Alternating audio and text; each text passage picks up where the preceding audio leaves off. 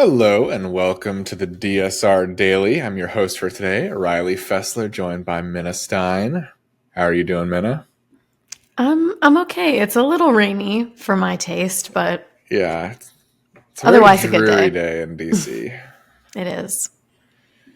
Well, I'll just go ahead and get us started. Syria's new interim government, led by Mohammed al-Bashir, faces immense challenges in rebuilding a war-torn nation with a shattered economy, widespread displacement, and deep sectarian divisions. With limited financial resources, no foreign currency, and international sanctions in place, the administration seeks international support while attempting to gain credibility and legitimacy. The US and other global powers have adopted a cautious approach, given the interim government's links to the former Al Qaeda affiliate HTS, which remains a designated terrorist organization. Efforts to rebuild include promises of a free market economy and reintegration into global systems, while Syrians hope for an end to oppression and sectarian violence. However, concerns persist about revenge attacks, minority rights, and the resurgence of extremist groups, making the path to stability uncertain. Yeah, a long road ahead for Syria. You have to hope that it has a stable outcome and doesn't kind of turn into Libya, which just descended into further civil war and violence after Mohammed Gaddafi was deposed. It's still uncertain what's going to happen, but let's hope for the best. And as we kind of talked about yesterday, it's going to be difficult while different countries are still bombing Syria.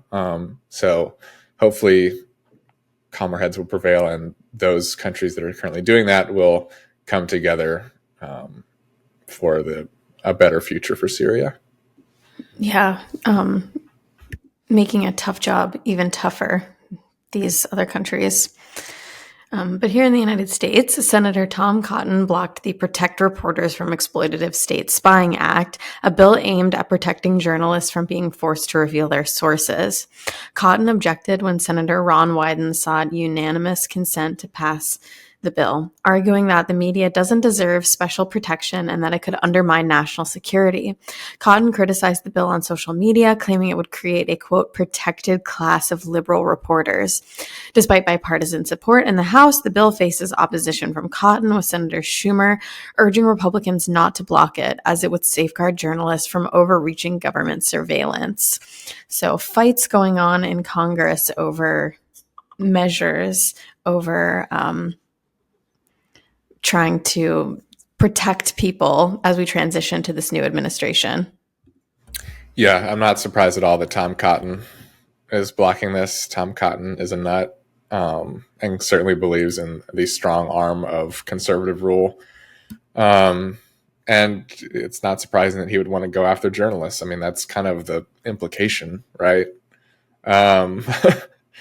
I don't for a second buy these arguments that it will undermine national security. I think the highlight there is the media doesn't deserve special protections argument, because it's pretty clear that MAGA wants to go after media that is unfavorable towards Trump and the MAGA movement. I think that's kind of obvious that that's what Cotton has in mind here. Yeah, he's kind of proving in real time why the bill is necessary.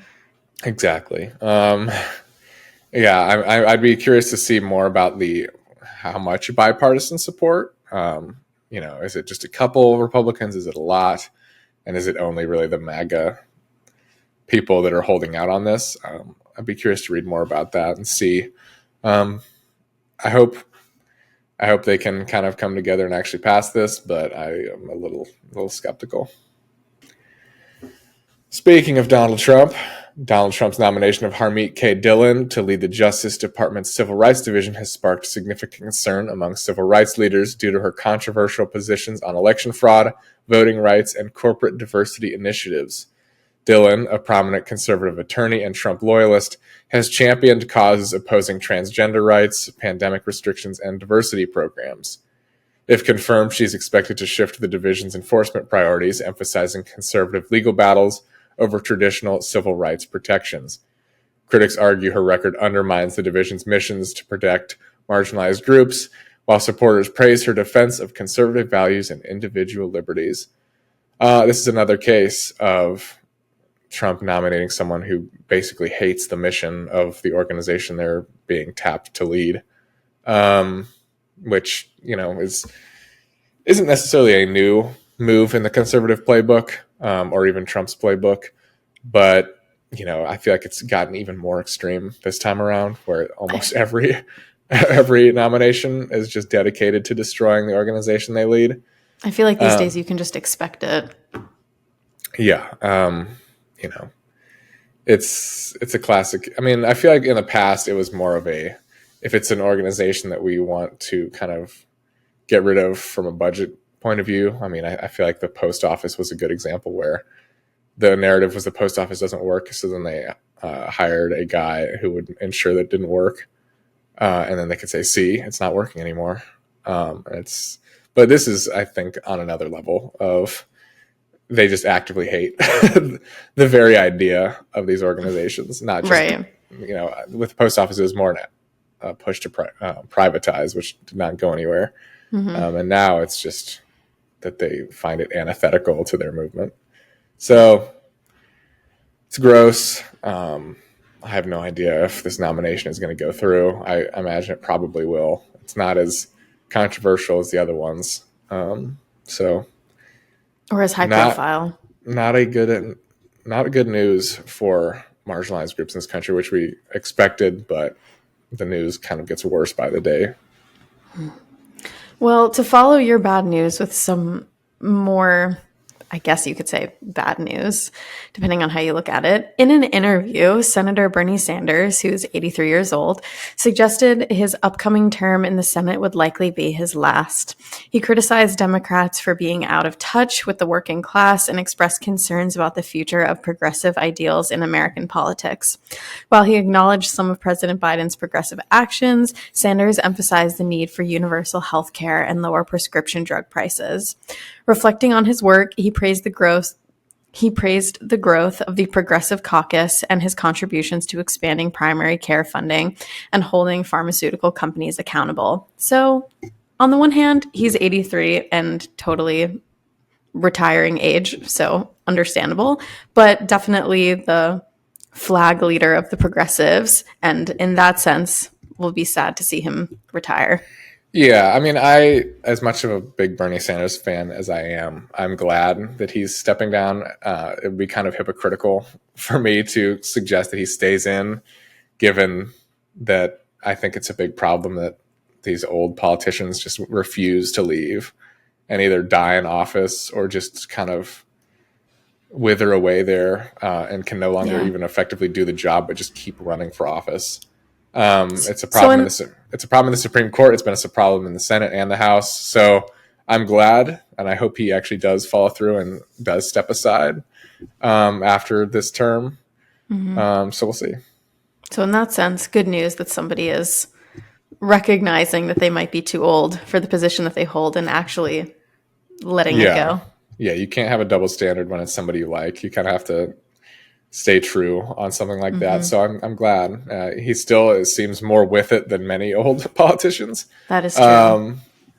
But, and at that age, you can deteriorate rapidly. So I think it's wise to step aside after his upcoming term.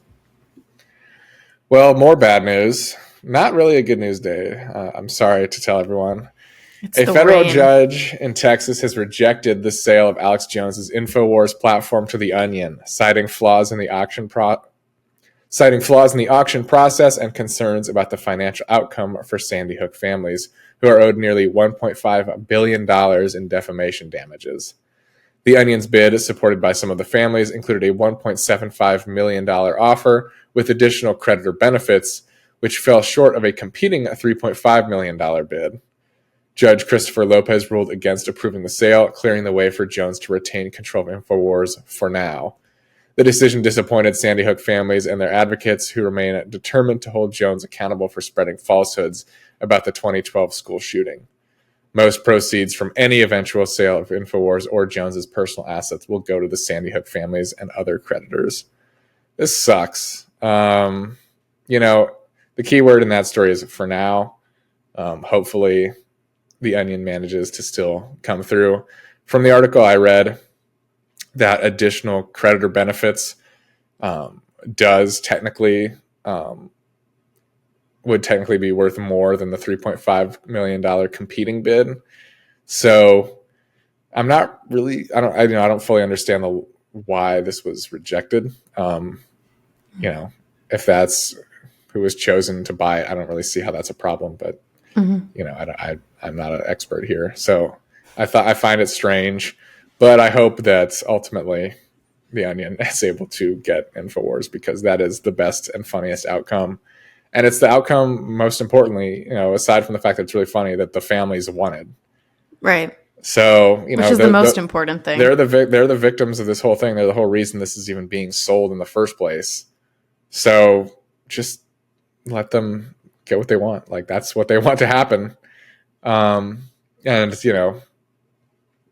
no matter what, they're not going to see the full $1.5 billion in damages. Right. There's no way. Alex Jones is not worth nearly that much. So, the Onion pledged to kind of do more for these families after purchasing Infowars as well. So it seems to me that they stand to benefit the most from the Onion purchasing Infowars.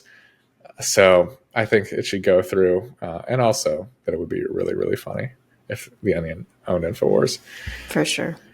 Well, not very fun news today. But the rain brought in all the bad news. I know, we're not making the rainy day any better. No. But, that is how it is sometimes. We have to report the news, good or bad. Hopefully some better news prevails tomorrow. But we will be here, if it does, to tell you all about it. And we have more episodes of Deep State Radio coming out today. And for the rest of the week, we have our first Syria-focused episode today on the DSR flagship, so stay tuned for that. We have another one tomorrow with guest Mark Polymeropoulos and some other guests, so be sure to tune in for that and for the rest of the week. So until then, bye-bye.